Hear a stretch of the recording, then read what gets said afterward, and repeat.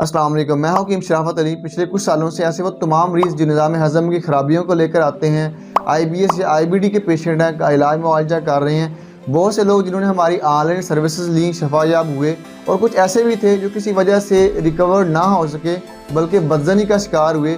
उनके लिए भी एक बेहतरीन मौका है। 7 डेज़ प्रोग्राम है जिसमें आपको रहाइश दी जाएगी और आपकी मर्ज़ के मुताबिक, आपके साइन एंड सिम्टम्स को देखते हुए उसके मुताबिक आपको डाइट प्लान, लाइफस्टाइल गाइडेंस और मेडिसिन फराहम की जाएगी। किसी भी तरह की परेशानी या किसी भी तरह की गाइडेंस जहाँ पे आपको ज़रूरत होगी, इंशाल्लाह इनफरादी तौर पर आपको फराहम की जाएगी।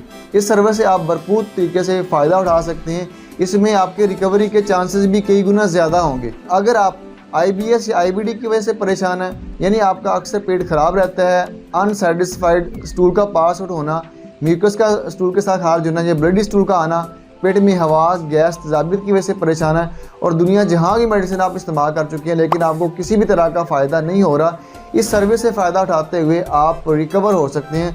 उसके लिए आप हमारे दिए गए नंबर पर रब्ता करके अपनी सीट बुक करवा सकते हैं। देर मत करें, अभी ऑर्डर करें। मैं खुद या मेरी टीम का कोई बंदा आपको गाइड कर देगा।